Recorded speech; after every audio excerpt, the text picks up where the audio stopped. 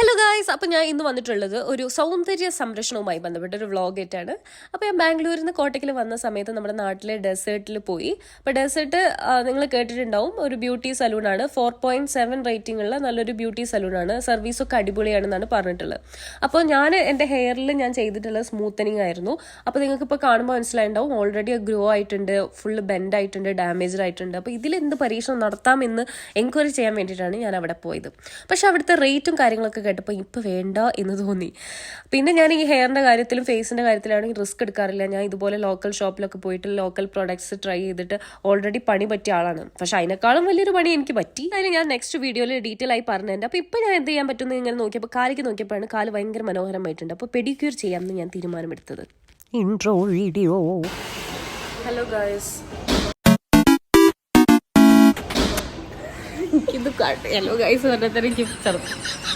നമ്മളിപ്പോൾ ഡിസൈറിലാണ് നിൽക്കുന്നത്. ഫ്രണ്ടുണ്ട് നമ്മൾ പെഡിക്യൂർ ചെയ്യാൻ. അപ്പോൾ ഇതാണ് കേട്ടോ എൻ്റെ അതിമനോഹരമായ കാലുകൾ.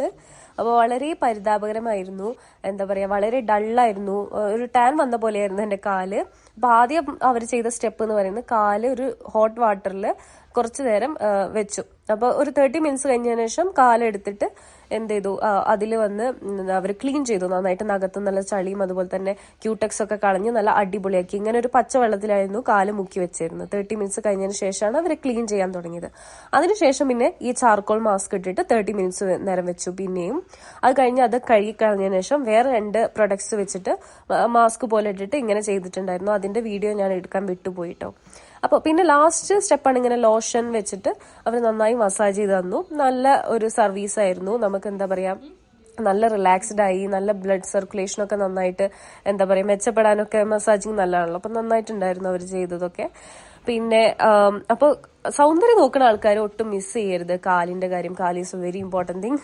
സോ ഇതിന് ഡെസേർട്ടിൽ ഇതിൻ്റെ പെഡിക്യൂർ ചെയ്യുന്നതിന് 2000 റുപ്പീസാണ് ഉള്ളത്.